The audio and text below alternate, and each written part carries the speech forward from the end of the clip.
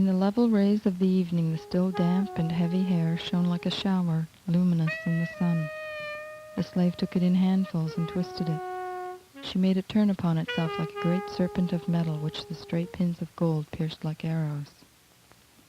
Chrysis held at arm's length her mirror of polished copper. Idly she watched the dark. Simple. Act impeccably, don't make waves, move smoothly without disturbing things. Hands of the slave move in the heavy hair round the clusters. Never reveal gather all in of the straying yourself. locks and sculpture. Always hold something back in reserve, but not secrecy. Secrecy isn't the trick at all. When all was done, Jala went on her knees before her mistress and shaved closely the swell of the delta so that the young girl would have, in the eyes of her lovers, all the nudity of a statue.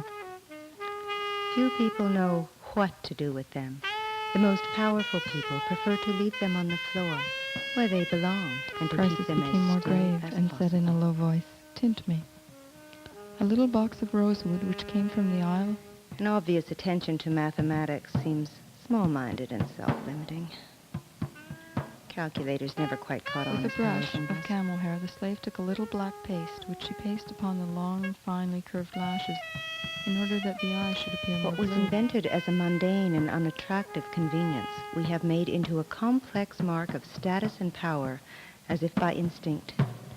Keep right on talking. I'm listening. I just have to take this call.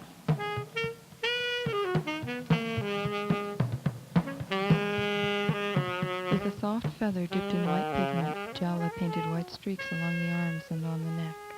With a little brush full of carmine, she massaged the mouth and touched the points of the breasts.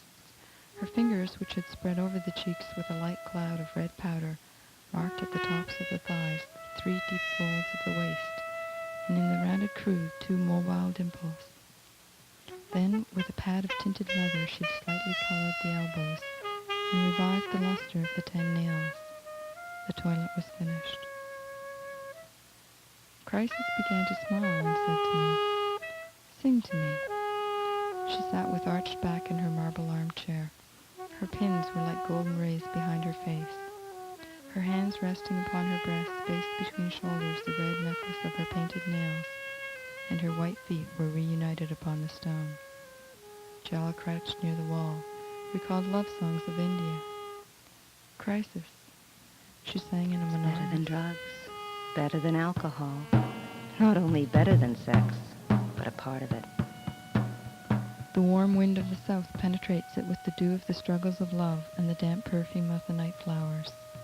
The young girl with her shower and softer voice took up the song. My hair is like an infinite river in the plain where the flaming evening flows away. Paperweights are definitely out, as are stuffed fish, family portraits, and mezzotint engravings of Harvard Yard in And they 1889. sang, one after another. Thine eyes are like blue water lilies without stems, motionless on the pools. Thine eyes in the shadow of my lashes are like deep. Thy lips are 2 delicate flowers where the blood of the hind has fallen. It is important to have the visitor's chair facing toward you. Clocks and watches are in fact the ultimate symbol, for time is, in a very real sense, power. My lips are the edges of a burning wound. Power is a technique. Events do not control them. They control events. Thy tongue is encrusted with precious stones. It is red from mirroring my lips.